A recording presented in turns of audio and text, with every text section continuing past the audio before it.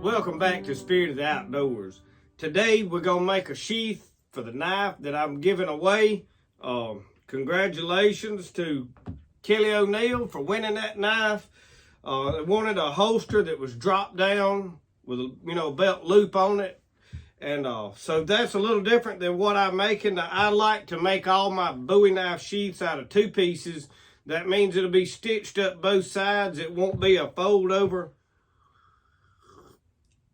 I am drinking some rabbit tobacco tea this morning. We've got a fire going. It's sleeting rain outside. I've got several projects that I'm working on this week, even today. So what I do is I normally freehand everything.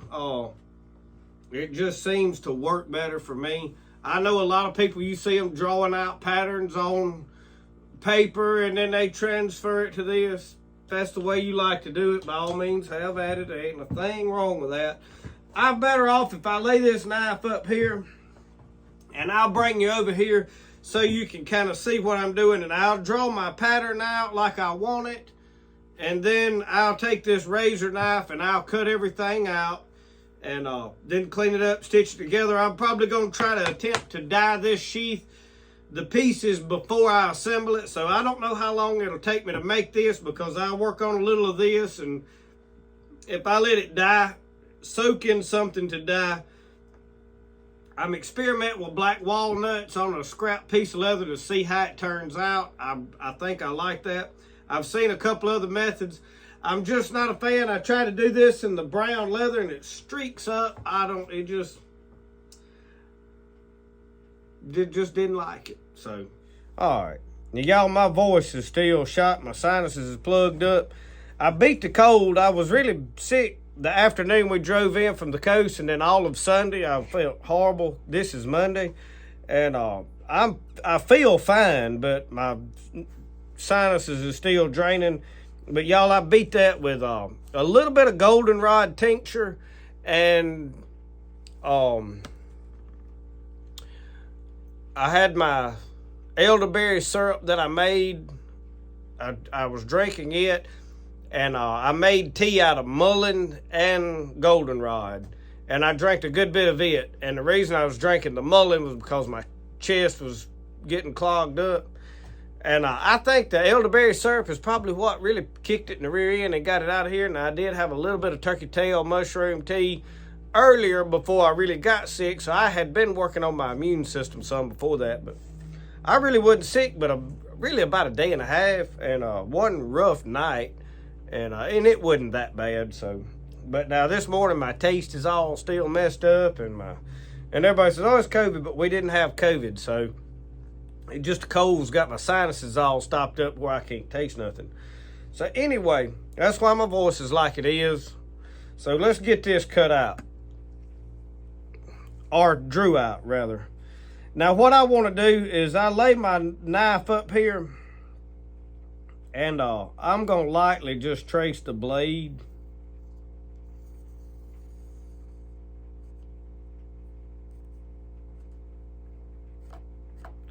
And this is going to stitch together right here on the outside. This will be the outside piece because this is a smooth side of my leather. We'll flip it over here, and then I'll use some of this longer piece sticking up. That's why I chose this area to fold back down to make the belt loop. And you can make the belt loop out of a separate piece if you need to and stitch it all together. And I thought about doing that and putting it down on the inside because of this bolster. And I still may do it and put it all on the outside. I'm going to just kind of look at this and see how it works. But with that drew, and I drew it very lightly on there. You don't want to put a bunch of... You leave a little bit of room over here for your, what they call the welt. And I like that kind of wide because it gives me plenty of room to stitch in and then straighten up any excess. So that welt is probably a little more than what most people would do. That's actually a little over, well, right there it's a little wider, but for the average it's about a 1/2 inch. So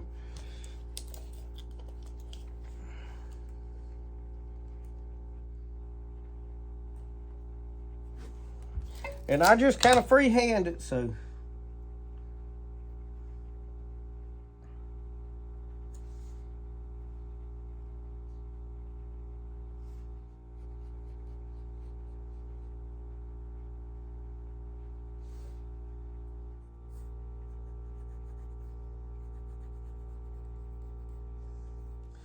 Now, whatever you do, you want to make sure you're wider up here at the top, as wide as you are anywhere on the knife, because if not, it'll squish in and you'll cut your stitches.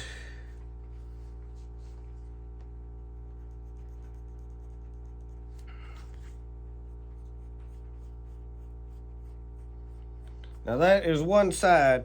I'll cut that out, and then I'm going to flip it over and trace that out so that I match this, being that I freehanded it.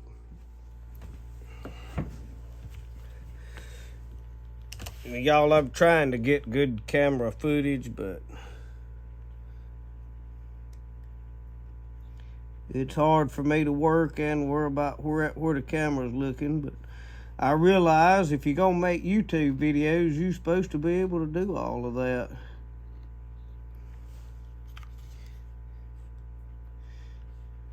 And y'all, cutting this out with a razor knife like this, part of the secret is not to try to cut everything at one time. You just want to score this top slick part of the leather. Go slow. Take your time. Don't get in a rush. And I'm very, very bad to do that.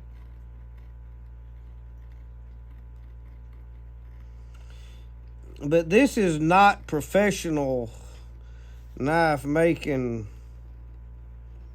I really try to do this in a way that, and I don't like the profile of that. I'm going to come in. I'm purposely coming off my line. Right there. I do like that. It just got too flat looking right out here. But I like to teach things where you feel like the common man can be successful. If somebody's if you try to make everything so professional looking, you make the average person feel like if they want to learn how to do this, that, well, I can't do it. And there's no doubt that some people are not just able to do some things. They just don't have the mindset and the. I have always been fairly well gifted with my hands, that anything I wanted to do, I could learn how to do it if it's craft stuff. So if you're like that, this is not just rocket science. It's all about being careful, taking your time and not screwing up.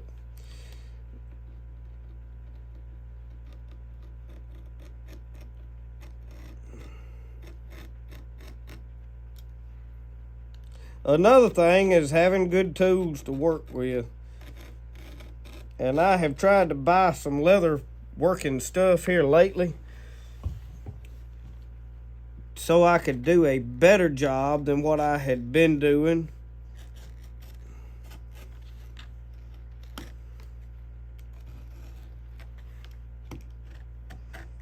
All right, I'm gonna cut that off where I can turn that around.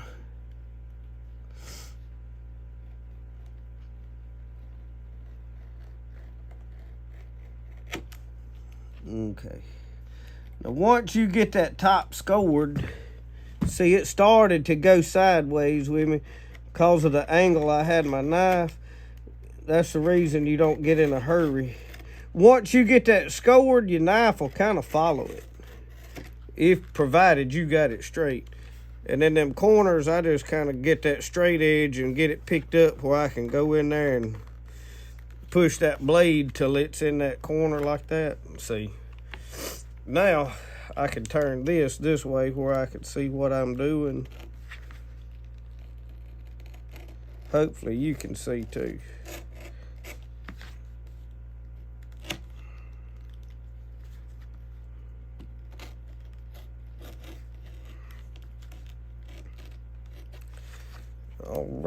All right. We've got the outside part of this sheath made now. And see, I made it wide enough that it's gonna fit that bolster to where that bolster right there where it don't look like the knife's way bigger than the holster. So all of that has to be taken into account. Now you flip this over, and we're gonna start drawing out on this side. I may drop down a little bit. I don't know how much I need for a belt loop. I think I am gonna drop down a little here and give myself a little more room right up here for that. So.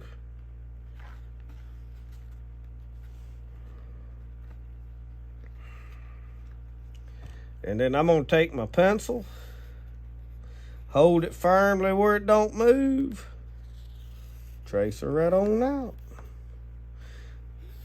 All right, now there, once I'm up to that point, get one of these high-tech tools right here. It's called a ruler. And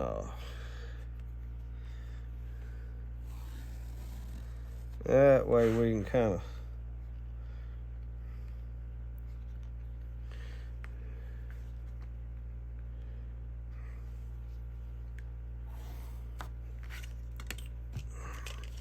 now I know I was at 3 inches right here. I want to make sure I'm still, yeah. I didn't want it to get drastically wider up there.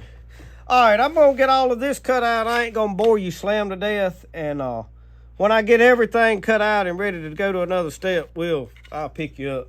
I've got all my pieces cut out. Being that this bolster is a little thick, I've got a piece here that I'm gonna put right down inside of here and stitch it in like this, just to make this loop part back just a little further, and it'll just be an extra piece of leather in there. So what I'm gonna do is thin it on one side. So I'm just using a knife to do it kind of here on the edge of this.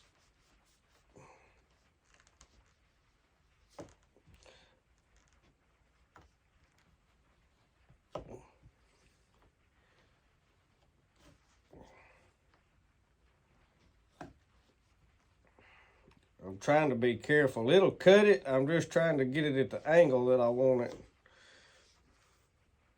I may need to sharpen that some more.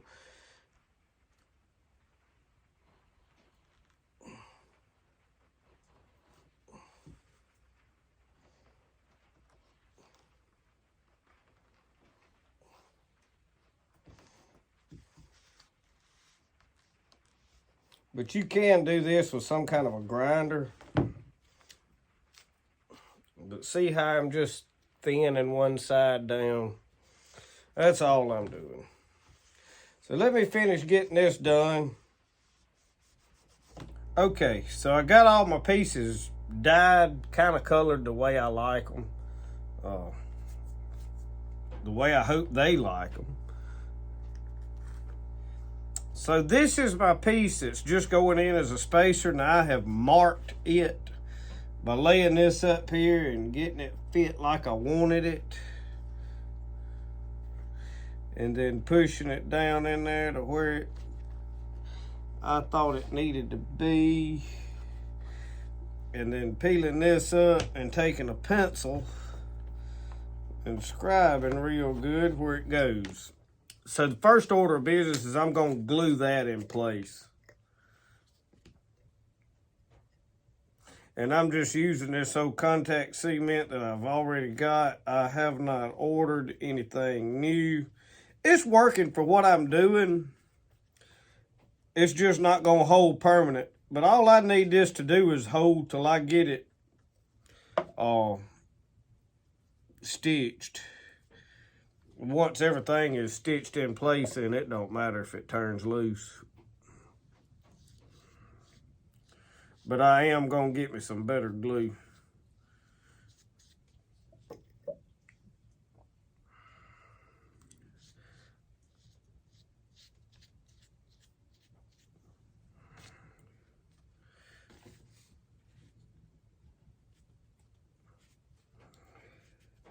hard to hold that without getting glue on your fingers.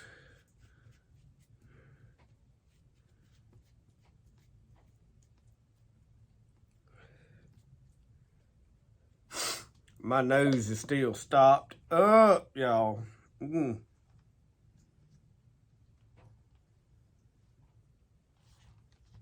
All right. And I got that thinned down pretty good on this side, and then that stick here. All right. Now I'm going to glue my welts. Welt. I don't know which one that is. Whelp or welt. Somebody spell that for me. Welt or whelp? I hadn't looked it up to see which one that is. I feel sure somebody knows, so correct me.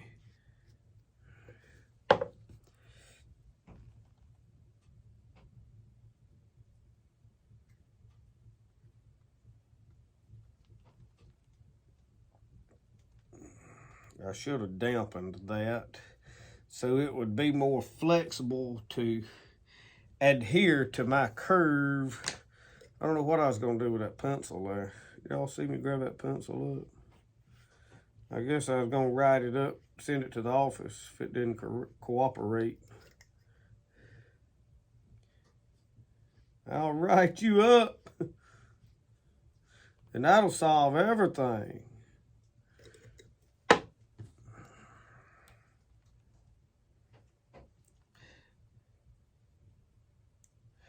I was at work one day, and there's this old boy said, "I'm gonna write you up." I said, "Well, you better get you a long notebook." He said, "You better make sure your pencil's sharp, because you fix to do a lot of writing."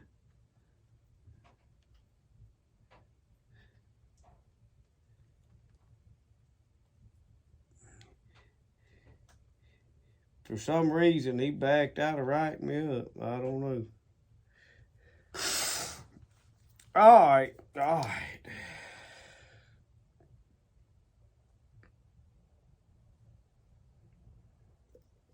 You know what? I'm going to stop right there. Lay a board on this, because before I glue this piece down, I want to fold that over and stitch this flap. And I've got another holster that I'm working on. Sheath, scabbard. This is a scabbard that I'm going to do for a patch knife I have made. These little patch knives have turned out to be very popular. So I'm making this one for somebody to send it out. I don't have any more of the dark leather. I've got some scrap pieces of that stuff. So I am working with some stain, and I really hadn't mastered it, but I kind of like the different colors, as long as it ain't streaking. The only problem is this stuff, when you bend it, it looks light again. But anyway, we're working with it. We're going to do some more experimenting. Okay. This is going to fold over. And these are going to be the first 4 stitches on the sides what's going to hold the belt loop. But I don't want this hanging on somebody's pants, peeling up. So I want to put a few stitches through that. You follow what I'm telling you here, hand?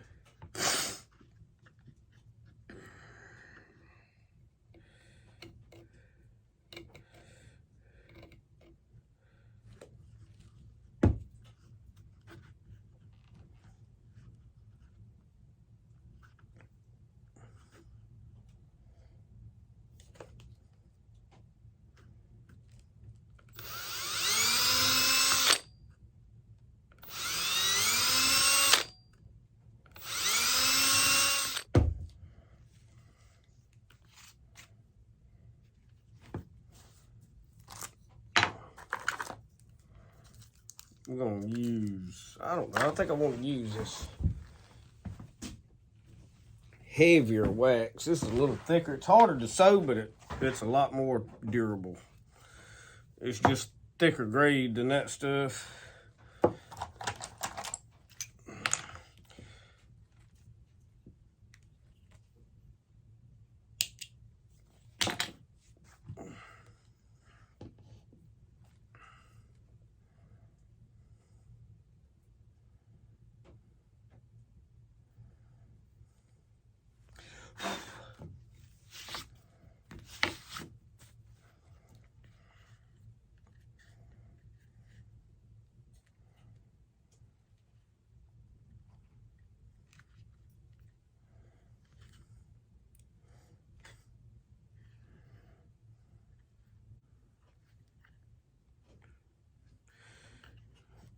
I got all my traps reset and actually put out a few new ones today.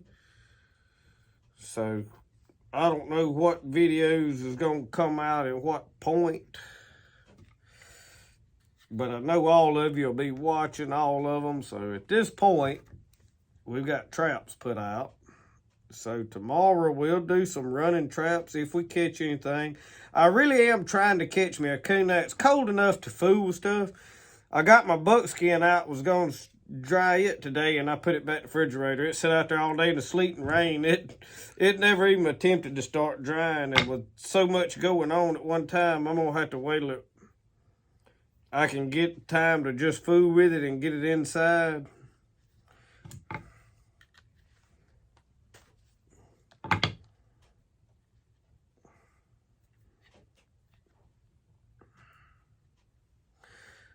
But let me get this stitched up and I'll bring you to the next part.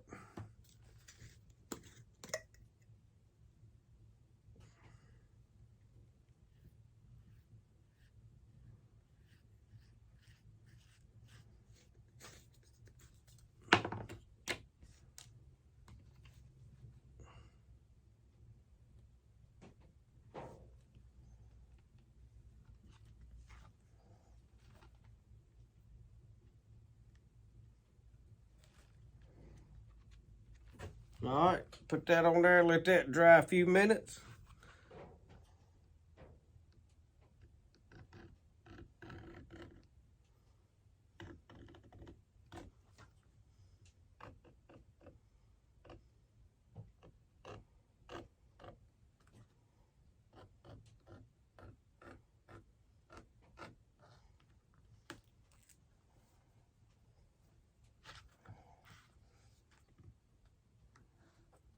It moved on me a little bit there.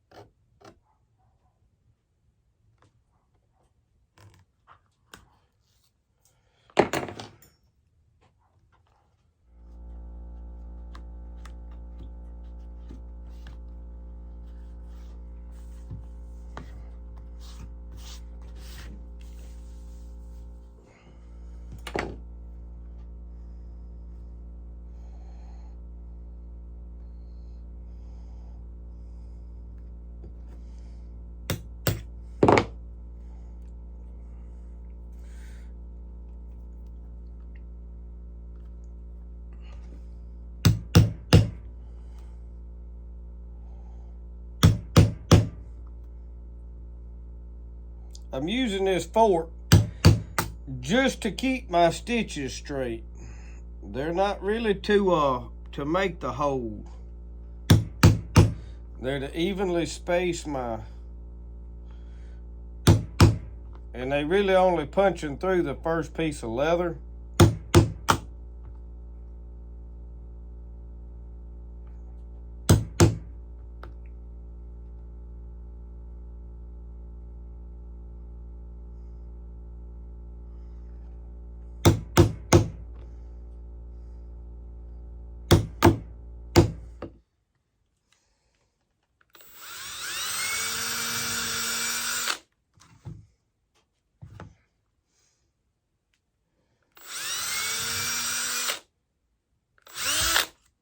Well,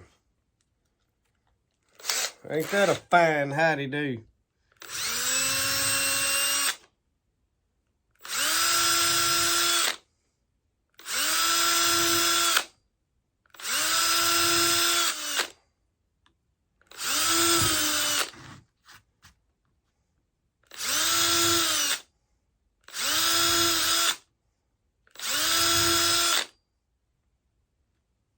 All right, I pulled me a piece off to sew approximately 6 times the length. In other words, I pulled out from length 1, 2, 3, and then I just doubled that in half. And of course, I'm probably a little extra, so we're gonna put this over here in a vise and sew it up. Y'all gonna have to bear with me because I have got a mess over here. I've been sewing on stuff and working on stuff.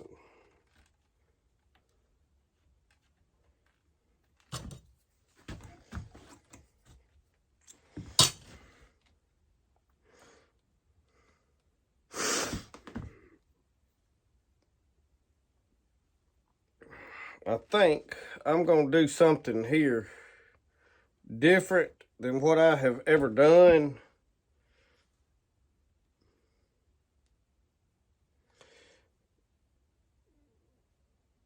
To see if it helps me.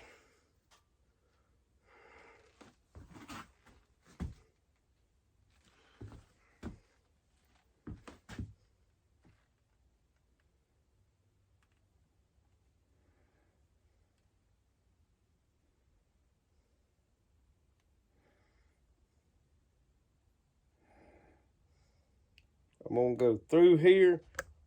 Okay, I went through there and I made sure that my line where I've already went through is behind my needle, and then I'm gonna loop that around that needle. And what that's gonna do is ensure that I tie a square knot inside this lacing, okay?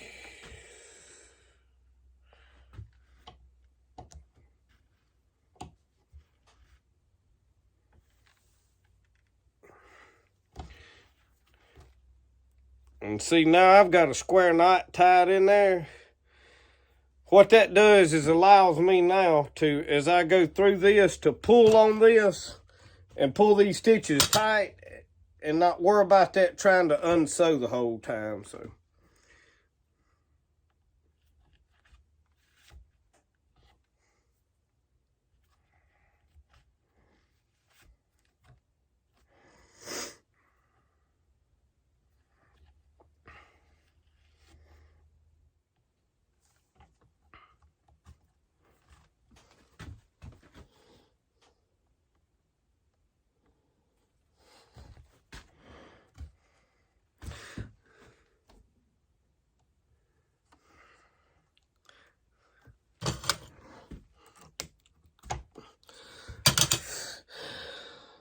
All right, we halfway down on one side, just bring the other side down.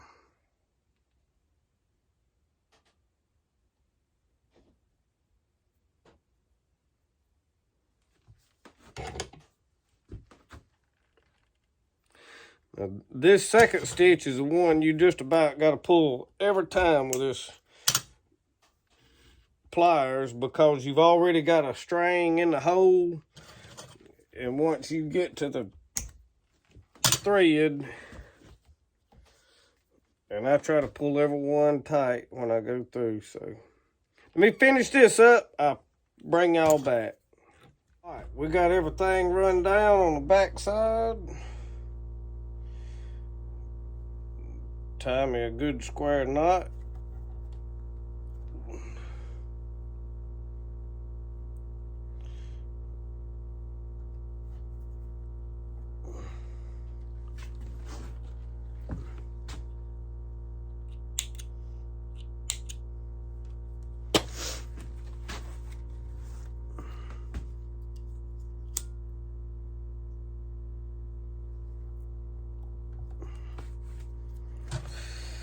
All right, now on these ends where everything is not perfectly even. You got two ways of doing this. One is you can put it on your grinder. This leather seems to be a tad soft. Oh.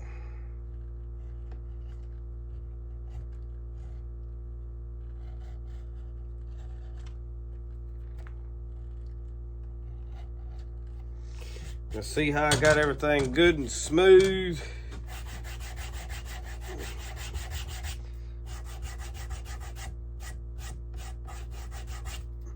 And then I got this little dooflookum.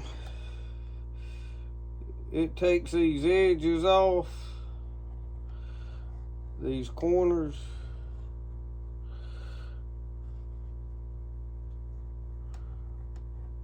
Cleans that up really good. Now down here, these don't want to cooperate.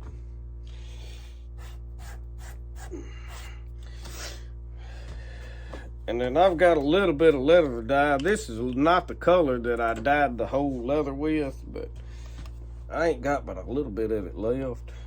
So this is what I'm going over the edges, and it'll darken. I think it's a little darker than the original color. I'm hoping so.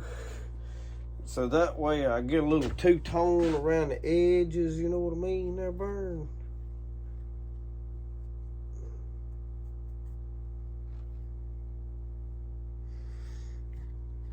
All right. Hang that up right there and let it dry. Put the lid on that before I knock it over and spill what's left. All right. We're gonna let this dry. Now the other side, I have done the same thing. It is already dry. I'll show you what we do right here now. I don't even know what this is. Some kind of leather wax. Real hard stuff. But you put it on there like that. And then they give you this little hickory stick.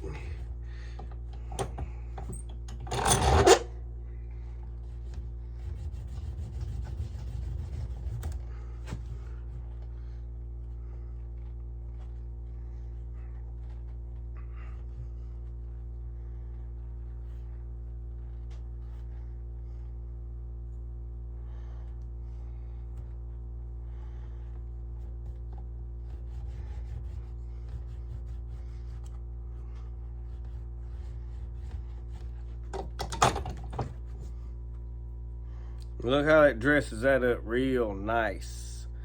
Really, really nicely.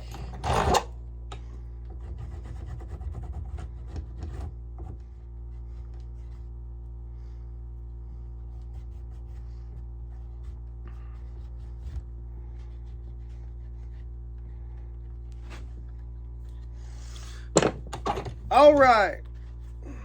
I'm going to touch up some of my color right here. With what I had earlier, but you pretty much got a finished sheath.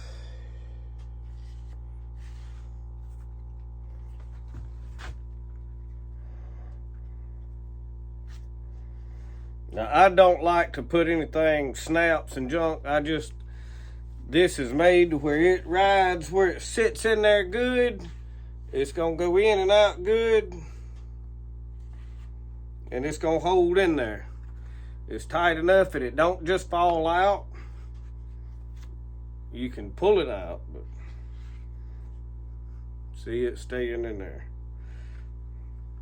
But anyway, well, y'all, thank you for watching Spirit of the Outdoors, making a sheath for the knife that we're giving away. Congratulations again. Kelly O'Neill won this. I'm going to try to get this in the mail tomorrow and get it shipped on out to him. I may touch up the edge on it, make sure I got it sharp as I like it. And I got to touch the color up a little bit before I send it. But I'm going to let everything right here as it is dry. And but that's what we're looking at, y'all.